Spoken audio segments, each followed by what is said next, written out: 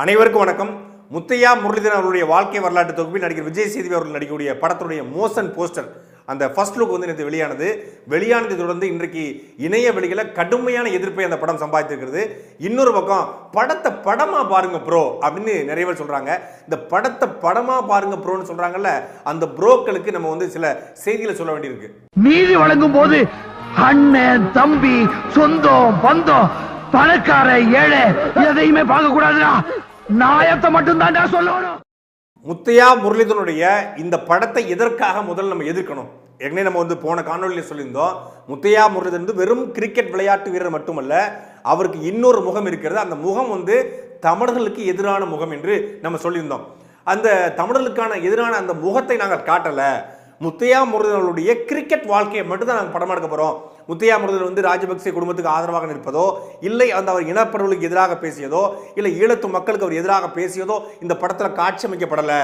இந்த படத்தில் வந்து அவர் எப்படி சின்ன வயசுலேருந்து வந்து 8 வயசுல கிரிக்கெட் ஆர்வம் அவருக்கு எப்படி வந்துச்சு, எப்படி வந்து அவர் ஸ்பின் பால் பண்ணாரு, எப்படி வந்து ஆஸ்திரேலிய அணியில் வந்து அவருக்கு எதிராக விமர்சனங்கள் வந்துச்சு, அந்த விமர்சனங்கள்லாம் அவர் மீண்டும் எப்படி வந்தார், எப்படி 8 விக்கெட்டை வீழ்த்தியாரு, அப்படி அவருடைய சாதனை வாழ்க்கையை மட்டும் தான் படமாக்க போகிறோம், கிரிக்கெட்டை மட்டும் தான் படமாக்க போறோம், நீங்க எதுக்கு அரசியலாக்குறீங்க, படத்தை படமா பாருங்க ப்ரோ என்று சில பேரும் இந்த படத்தை எடுக்கக்கூடிய இயக்குனர் தரப்பு, இந்த இயக்குனர் ஸ்ரீபதி ரங்கசாமி தரப்புல இருந்து சொல்லப்பட்ட செய்தி என்னன்னா, இந்த படம் வந்து முழுக்க முழுக்க முத்தையா முரளிதரனுடைய வாழ்க்கை தொகுப்பு தான். இப்ப கடந்த 10 ஆண்டு காலத்தில் அவருடைய அரசியல் பயணம் குறித்தோ எதுவுமே இருக்காது. அவர் ஓய்வு பெற வரைக்கும் தான் அந்த படத்தில் இருக்கும் என்று சொல்றாங்க. இது எப்படின்னா இருக்கு, கலைஞர் கருணாநிதி அவர்களுடைய வாழ்க்கை வரலாற்றை நாங்கள் எடுக்க போறோம். கருணாநிதி பயோபிக், அந்த பயோபிக்ல வந்து பாத்தீங்கன்னா கருணாநிதி வந்து கூவமாத்துல வந்து சுத்தப்படுத்தன்னு சொல்லி பணத்தை ஆட்டையை போட்டது, அப்புறம் வந்து சர்க்காரிய கமிஷன் வந்து விஞ்ஞான ரீதியாக கருணாநிதி ஊழல் பண்றான்னு சொன்னது அதெல்லாம் இருக்காது. அதே போல வந்து கருணாநிதி வந்து போலி உண்ணாவிரத நாடகம் வந்து ஈழ மக்களை ஏமாற்றியது, வழக்கறிஞர்கள் மண்டையை உடைச்சது, அவர் ஆட்சியில் நடந்த மீனவர் படுகொலை, விவசாயிகளை வந்து 1 பைசா கட்டணம் வந்து குறைக்க சொல்லி விவசாயிகள் போராட்டத்துக்காக 11 விவசாயிகளை வந்து சுட்டு கொண்டது, தாமிரபரணி ஆற்றில் வந்து மாஞ்சோலி தேயிலை தொழிலாளர்களை வந்து சுட்டு வீழ்த்தியது, இதெல்லாம் இருக்காது. ஆனா அவருடைய ஆட்சி நடந்த ஊழல் இதெல்லாம் இந்த இதில் இருக்காது. பயோபிக், அவர் எப்படி திருக்குறளிலிருந்து கிளம்பி வந்தாரு, எப்படி வந்து அவர் சாதனை படைத்தாரு, எப்படி வசனம் எழுதி பராசக்தி வந்து வெற்றி பெற வச்சாரு, மனோகரா படத்துக்கு எப்படி வசனம் எழுந்தாரு, இது மட்டும் தான் எடுக்க போறோம் அப்படின்னு சொல்ல முடியுமா? அதே போல வந்து ஜெயலலிதாவுடைய பயோபிக் எடுக்க போறோம். அந்த ஜெயலலிதாவுடைய பயோபிக்ல எப்படி வந்து அவங்க கர்நாடகாவிலிருந்து வந்தாங்க, எப்படி தமிழ் சினிமாவுக்கு அறிமுகமானாங்க, எப்படி எம்ஜிஆர் கூட இணைஞ்சாங்க, அதுல சாதனை பண்ணாங்க, அது வரைக்கும் எடுக்க போறோம். அவங்க எம்ஜிஆர் ஜெயலலிதா ஆட்சி காலத்தில் நடந்த ஊழல் குற்றச்சாட்டோ, அவர் மீதான சொத்து குவிப்பு வழக்கோ, அப்போலோ ஹாஸ்பிட்டலுக்கு போய் அவர் வந்து எப்படி மரணம் அடைஞ்சாரோ அதெல்லாம் நாங்கள் எடுக்க போறது இல்ல, அரசியலா பேச போறது இல்ல, பயோபிக். ஆனா அவருடைய முற்காலம் மட்டும் எடுக்க போறேன்னு சொன்னா எவ்வளவு கேவலமா இருக்குமோ அப்படித்தான் இந்த படமும். முத்தையா முரளிதரனுடைய வாழ்க்கை வரலாறு, ஆனா அதனுடைய முற்பகுதி மட்டும் தான், அரசியல் கருத்து இருக்காது அப்படின்னு சொல்ல முடியுமா? இதை வந்து பழுவேட்டரையர் அப்படிங்கிற ஒரு தம்பி வந்து பதிவா போட்டிருந்தாரு, கருணாவுடைய வாழ்க்கை வரலாற்று எடுக்க போறோம். அது கருணாவுடைய வாழ்க்கை வரலாற்றை எடுக்கும்போது வந்து சமீபத்தில் எடுக்காம விடுதலை புலிகள் இயக்கத்தில் அவர் எப்படி இணைஞ்சாரு, பயிற்சி எடுத்தாரு, எப்படி இயக்கத்துக்கு ஆதரவாக வந்து போர்க்களங்களில் சண்டையிட்டு கிளிநொச்சியை மீட்டு எடுத்தாரு, அதை மட்டும் எடுக்க போறோம். ஆனா அவர் செஞ்ச துரோகங்கள் எடுக்க மாட்டோம் அப்படின்னு சொன்னா எவ்வளவு கேவலமா இருக்குமோ அப்படித்தான் முத்தையா முரளிதரனுடைய கிரிக்கெட் வாழ்க்கையை மட்டும் நாங்கள் எடுக்க போகிறோம் என்று சொல்வதும் மிக கேவலமா இருக்கும்.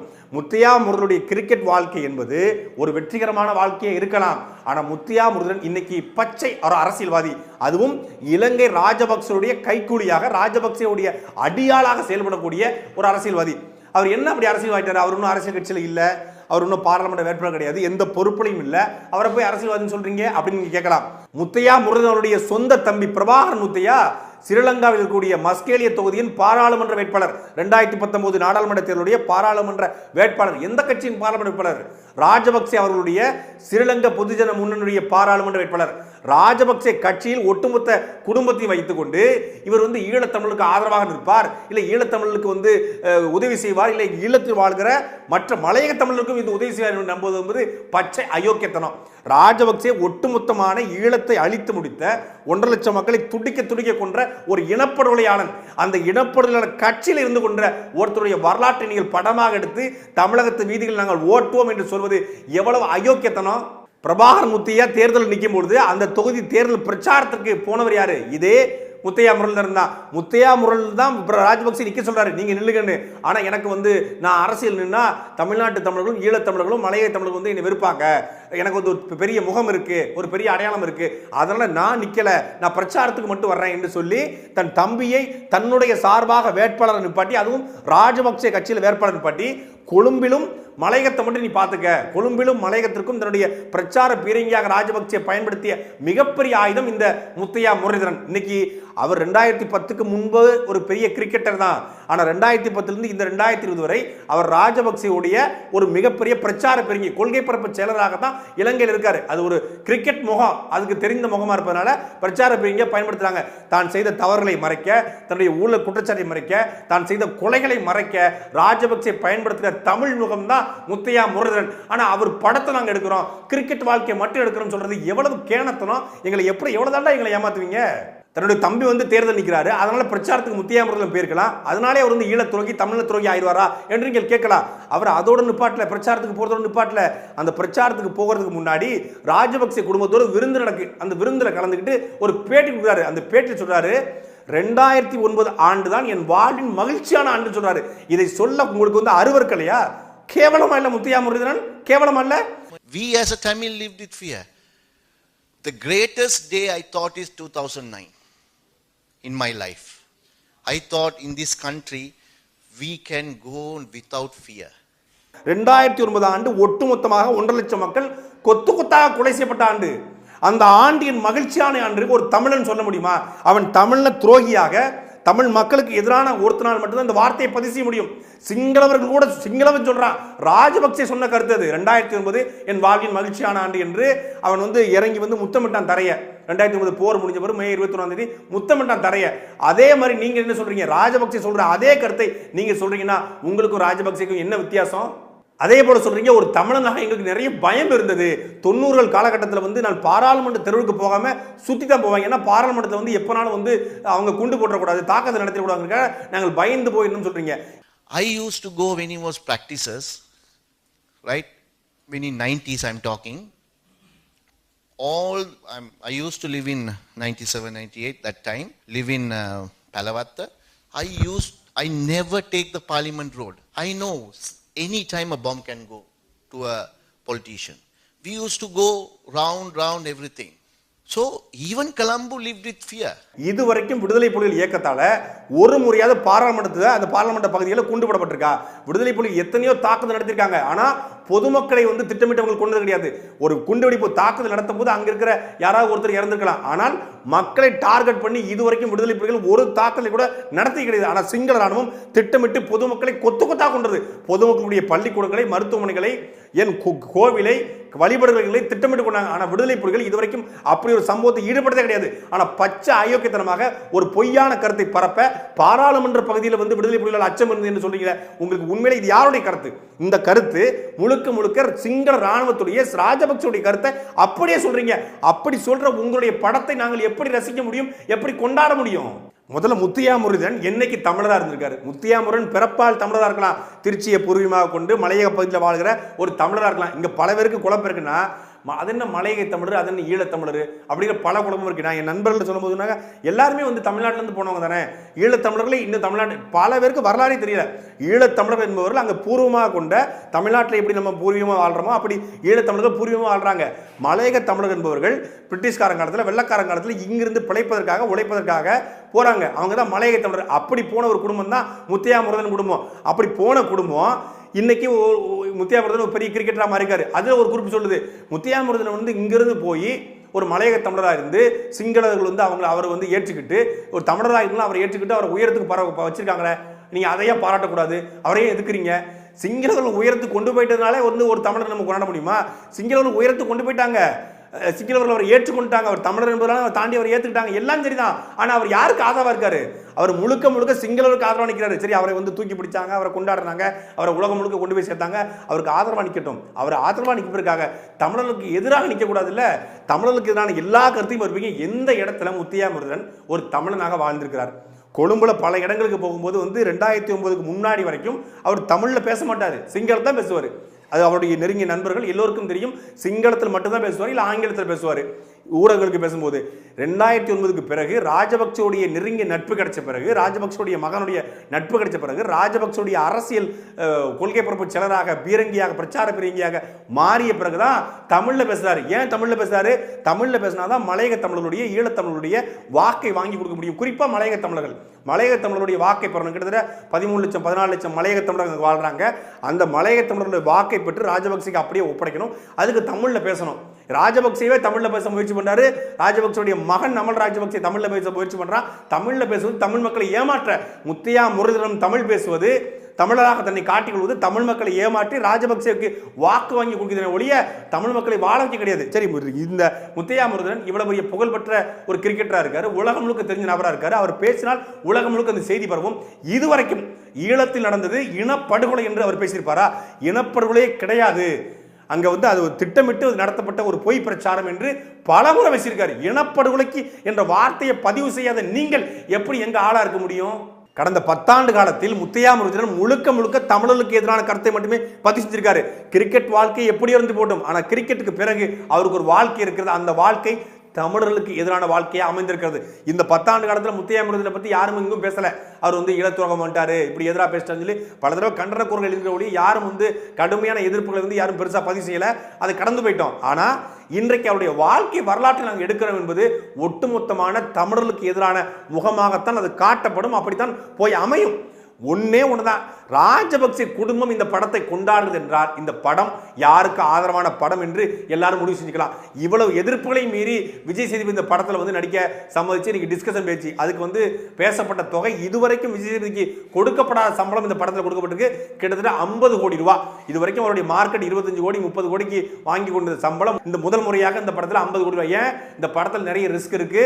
இந்த படம் விஜய் சேதுபதிக்கு மிகப்பெரிய கேரியர்ல பிரேக் த்ரூ அமையும், நடிப்பதற்கு வாய்ப்பு இருக்கு என்று அப்படி பேசப்படுது. ஒரு பக்கம் நடிப்பதற்கு வாய்ப்பு இருக்குன்னா எவ்வளவோ கலைஞர்கள் இருக்காங்க. நடிகை மரியாதைக்குரிய பாடலாசிரியர் தாமரை அவர்கள் சொல்லியிருந்தாங்க, விஜய் சேதுபதி அவர்கள் உண்மையிலே உங்களுக்கு நடிப்பதற்கு வாய்ப்பு இருக்கு, இந்த உருவம் உங்களுக்கு முத்தையா முரளிதரன் முகம் ஒத்து போகுது அப்படின்னா முத்தையா முரளிதரனை தாண்டி உங்களுடைய முக ஒற்றுமை இன்னொருத்தருக்கும் ஒத்து போகுது என்று ஒரு படத்தை எடுத்து போட்டிருந்தாங்க. அந்த படத்தில் அவருடைய வாழ்க்கை வரலாற்றை நடிக்க நீங்கள் சம்மதமா என்று கூட அவங்க கேட்டிருந்தாங்க. ஒரு துரோகம் என்பது ஒரு கத்தியை வச்சு குத்துறதோ இல்லை கழுத்து அறுக்கிறதோ அது மட்டும் துரோகம் அல்ல.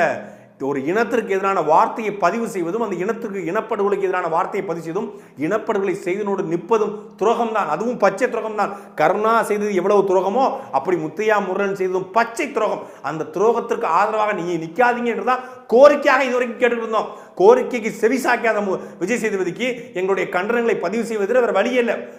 விஜய் சேதுபதி போல எங்களுக்கு தனிப்பட்ட வெறுப்பு கிடையாது. சில குரூப் சொல்லுது விஜய் சேதுபதி தெலுங்கரு, அவர் தெலுங்கர்னால தமிழர்கள் எதுக்குறாங்க, தமிழ் தேசியம் பேசுறவங்க இல்ல தமிழர்கள் இனவாதம் பேசுறவங்க இந்த கூட்டம் நாம் தமிழர் கட்சி போன்ற கட்சிகள் விஜய் சேதுபதி எதுக்குறாங்க என்று சொல்றாங்க. விஜய் சேதுபதி தெலுங்கரா இருக்கட்டும், அவர் சிங்களரா இருக்கட்டும், இல்ல ஒரு மலையாளியா இருக்கட்டும், அவர் தமிழரா இருக்கட்டும், யாராவது நின்று போட்டோம், அது எங்களுக்கு பிரச்சனையே இல்லை.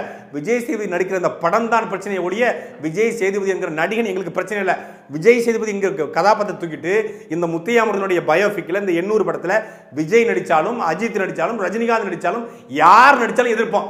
எங்களுக்கு பிரச்சனை முத்தையா முரளிதரனுடைய வாழ்க்கை வரலாற்று அந்த படம் தானே ஒழிய முத்தையா முரளிதரனுடைய பயோபிக் தானே ஒழிய விஜய் சேதுபதி அல்ல. விஜய் சேதுபதி குறுகிய காலத்தில் நிறைய படங்கள் நடிச்சிருக்காரு. படங்களை நடிச்சு அவருக்கு கிடைச்ச பேரை விட அவர் பேசிய பேச்சுகள், இந்த மக்களுக்கு ஆதரவாக பேசிய பேச்சுகள் தான் அவருக்கு பெரிய புகழை தெரிவித்து, குறிப்பாக தமிழ்நாட்டுடைய பல பிரச்சனைகளுக்கு பல கருத்துக்களை போல்டா பதிவு செஞ்சிருக்காரு. அதுக்காக தான் மக்கள் அவரை கொண்டாடி மக்கள் செல்வன் என்று அவர் போட்டு கொண்டதும் ஏற்றுக்கொண்டாங்க. மக்கள் செல்வன் என்றால் மக்களுக்குடைய உணர்வுகளுக்கு எவன் மதிப்பளிக்கிறானோ அவன் தான் மக்கள் செல்வன். 1.5 லட்சம் மக்கள் இன்னைக்கு ட்விட்டர்ல மட்டும் சமூக வலைத்தள இளைஞர்கள் யாரும் சாதாரண கிராமத்து மக்களோ பொதுமக்களோ அல்ல, உங்கள் படத்தை பார்த்து ரசித்து கொண்டாடி உங்களை மக்கள் செல்வன் என்று போற்றிய 1.5 லட்சம் பேர் இன்னைக்கு தமிழர்கள் உங்களுக்கு எதிராக பதிவிட்டிருக்காங்க. விஜய் சேதுபதி சேமான் விஜய் சேதுபதி என்ற கருத்தை பதிவு செய்து உலகம் முழுக்கும் இன்னைக்கு இந்தியா முழுக்க ட்ரெண்ட் பண்ணியிருக்காங்க. 1.5 லட்சம் பேருடைய கருத்தை மதிக்காமல் நீங்கள் இந்த படத்தை நடிப்பேன்னு சொன்னா நீங்கள் மக்கள் செல்வன் அல்ல, மக்களுக்கு எதிரான செல்வன். அப்புறம் படத்தை படமா பாருங்க, கிரிக்கெட்டை கிரிக்கெட்டா பாருங்க, முத்தையா முரளிதரன் கிரிக்கெட் வீரராக மட்டும் பாருங்க என்று சொல்கிற ஒரு சில பேருக்கு நாம் தமிழ் கட்சியுடைய முக்கிய பொறுப்பாளர் இணையதள பாசறை பொறுப்பாளர் பாக்கியராஜன் அவர்கள் ஒரு பதில் சொல்லியிருக்காங்க. அவர் ஈழப் போராட்டத்துக்கு, அதாவது முத்தையா முரளிதரன் ஈழப் போராட்டத்திற்கு எதிராக பேசாமல் இருந்திருந்தால், தேர்தலில் சிங்கள இனவர்களுக்கு ஆதரவு தெரிவிக்காமல் இருந்திருந்தால், தன் மக்கள் கொல்லப்படும் போது கொன்றவன் கருத்தை வலுப்படுத்தாமல் இருந்திருந்தால் முரளி வெறும் விளையாட்டு வீரராக மட்டும் இருந்திருப்பார். ஆனால் மாறாக முத்தையா முரளிதரன் ஒரு அரசியல்வாதியாக ராஜபக்சேக்கு தேர்தல் பிரச்சாரம் செய்கிறார், ராஜபக்சேக்கு ஆதரவாக பேசுகிறார். எல்லாவற்றையும் தாண்டி ராஜபக்சே நெல்சன் மண்டேலான்ட்டாரு. இப்படி ராஜபக்சே நெல்சன் மண்டேலா என்று பேசுகிற ஒருவன் முழுக்க முழுக்க தமிழர்களுக்கு எதிராகத்தான் இருப்பான். அப்படி ஒரு தமிழ துரோகியின் வரலாற்றை பார்க்குற அளவுக்கு தமிழர்களுடைய பணத்தில் இந்த படத்தை பார்க்க போறவன் சிங்களவன் மட்டும் கிடையாது. சிங்களவன் மட்டும் இந்த படத்தை பார்க்க போறான், இந்த படத்தை இலங்கையில் மட்டும் ரிலீஸ் பண்ண போறோம் அப்படின்னா எந்த பிரச்சனையும் கிடையாது. நீங்க படத்தை எடுத்துக்கோங்க, படத்தை கொண்டு போய் அங்கே ரிலீஸ் பண்ணுங்க. அப்புறம் விஜய் சேதுபதி தமிழ்நாட்டில் இருக்க முடியாது, இலங்கைக்கே பேக் பண்ணி முத்தையா முரளன் கூட பக்கத்தில் ஒரு ரூம் போட்டு வாழ வேண்டியதான். அப்படி போயிருங்க. இல்லை இந்த படத்தை நாங்கள் வெளிநாடுகள் ரிலீஸ் பண்ணோம், வெளிநாடுகளுக்கு ஈழத்தமிழர்கள் ஒருபோது அந்த படத்தை மாதிரிலாம் பார்க்க மாட்டாங்க, சிங்களவர்கள் மட்டும் இந்த படத்தை பார்க்கட்டும். ஆனால் இந்த படத்தை நீங்கள் வெளியிட போகிறது தமிழ்நாட்டில், இது தமிழ் படமாக தான் எடுக்கிறீங்க. தமிழ் படம் சப்டைட்டில் போட்டு இங்கிலீஷில் எடுக்க போறீங்களா? அப்புறம் இலங்கையில் வரப்போகுது, சிங்களப்பூரில் வரப்போகுது, பல மொழிகளில் இந்த படத்தை எடுக்க போகிறதா பேச்சு வருது. பல கோடி பட்ஜெட் இந்த படம், சாதாரண பட்ஜெட்டில் பல கோடி பட்ஜெட். விஜய் சேதுபதிக்கு மட்டுமே 50 கோடினா படத்துடைய பட்ஜெட் குறைந்தபட்சம் 200 கோடி ரூபாய் இருக்கும். விஜய் சேதுபதி படத்துடைய அதிகபட்ச பட்ஜெட்டாக வரக்கூடிய படம் இந்த படம் தான். அப்படி பல திட்டங்களோடு இந்த படத்தை கொண்டு வரீங்க. அப்படின்னா உங்களுடைய உள்நோக்கம் என்ன? முழுக்க முழுக்க இலங்கைக்கு ஆதரவாக ராஜபக்சே குடும்பத்திற்கும் ராஜபக்சேடைய தேர்தல் பிரச்சாரத்துக்கும் பயன்படக்கூடிய ஒரு படமாகத்தான் இந்த படம் வரும். அப்படி படம் வந்தால் படத்தின போஸ்டர் நீ தெருவில் ஒட்டிப்பாரு. சிங்கள கொடியோட விஜய் சேதுபதி ஜெர்சி போட்டு ஒரு போஸ்டரை நீங்க தமிழ்நாட்டு தெருவில் ஒட்டி பாருங்க. அந்த போஸ்டரை கூட சுக்குச்சுக்காக கிழிச்சு எறிவோம். இது இனவாதம், இது இனவெறி, இது திரைப்படமா பார்க்கணும், படத்தை படமா பார்க்கணும், மயிரா பார்க்கணும், இனி என்ன வேணாலும் சொல்லிட்டு போ. சிங்கள கொடியோடு, சிங்கள கொடி என்பது ஒட்டுமொத்தமாக தமிழர்களுக்கு எதிரான கொடி, தமிழ் இனத்துக்கு எதிரான கொடி. பல நூறு ஆண்டுகளாக எங்களை அழித்தொழித்த அந்த சிங்கள கொடியை தமிழ்நாட்டு வீதிகளில் ஒருபோதும் தமிழன் சகித்து கொண்டு நாங்கள் இருக்க முடியாது. அது விஜய் சேதுபதியா இருக்கட்டும், அந்த படத்தில் வேற எவ்வளவு பெரிய ஆளாண்டு போட்டோம், ஆனால் நாங்கள் படத்தை முழுமையாக இருப்போம். அந்த படத்தில் சிங்கள கொடியோடு தூக்கி கொண்டு முத்தையா முரளன் உருவத்தை வைத்து விஜய் சேதுபதி உருவத்தை போட்டு நீங்க வச்சீங்கன்னா கடுமையான பின்வெளி சந்திப்போம். போஸ்டே சுக்குச்சுக்கா கழிப்போம்னா படம் தியேட்டரில் வந்தால் என்ன ஆகுன்னு நீரே முடிவு பண்ணிக்கோங்க. விஜய் சேதுபதிக்கு அன்பு கோரிக்கை வச்சாச்சு, கண்டனத்தை தெரிவிச்சாச்சு. 1.5 லட்சம் பேர் இன்னைக்கு ட்விட்டரில் சேமான் விஜய் சேதுபதி என்ற கருத்தை பதிச்சிருக்காங்க. இது எல்லாத்தையும் நீங்கள் பார்த்துட்டு இருப்பீங்க. சமூக வலைதளத்தை கூர்ந்து கவனிக்கக்கூடிய ஆள் நீங்கள். தனிப்பட்ட முறையில் உங்ககிட்ட பேசியாச்சு, எல்லாம் பார்த்தாச்சு. இனியும் நீங்கள் படத்தை கைவிடலை, படத்திலிருந்து பின்வாங்கவில்லை என்றால் பின்விளைவுகள் ரொம்ப மோசமாக இருக்கும். இந்த படம் மட்டும் இல்லை, இனி விஜய் சேதுபதி நடிக்கிற எந்த படமும் தமிழ்நாட்டு தியேட்டரில் ஓடாதுங்கிற நிலைமையை உருவாக்கும். ஒட்டுமொத்தமாக இன்னைக்கு எல்லாரும் எதிர்ப்பு தெரிவிச்சிட்டாங்க. உங்களுடைய முதல் படத்தினுடைய இயக்குனர் சிறு ராமசாமி பொது வழியில உங்களுக்கு எதிர்ப்ப கண்டனத்தை பதிச்சிருக்காரு, ஒரு அன்பான கோரிக்கை வச்சிருக்காரு.